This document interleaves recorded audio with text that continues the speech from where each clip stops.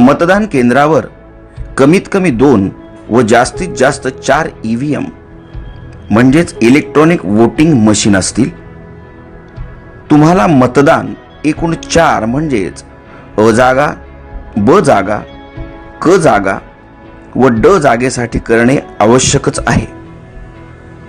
उमेदवारांच्या संख्येनुसार या 4ही जागांची आखणी EVM मशीनवर होईल. कदाचित या 4ही जागा 2 EVM मशीनवर आखल्या जाऊ शकतात. 4ही जागेसाठी मतपत्रिकांचे रंग वेगवेगळे दिलेले असतील.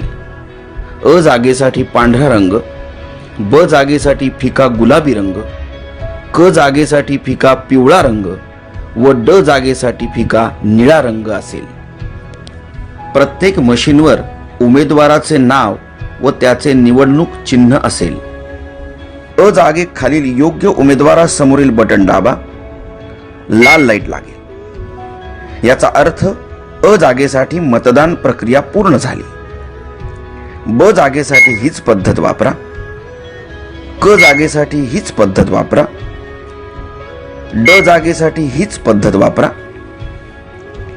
एखाद्या निवडणूक जागेसाठी उमेदवार योग्य व सक्षम वाटत नसेल तर मशीनवरील NOTA नोटा याचा अर्थ नन ऑफ अबव किंवा वरीलपैकी कोणी नाही असा होतो.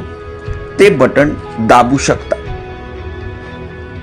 पण जरा विचार करा, कारण तुम्ही भारत देशाचे सक्षम मतदार आहात आणि तुमचं एक मत देशाचं भविष्य बदलू शकतं.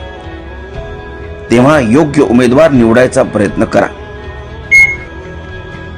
ड जागेसाठी मतदान केल्यावर बजर वाजेल. याचा अर्थ तुमची 4ही जागांसाठीची मतदान प्रक्रिया पूर्ण झाली.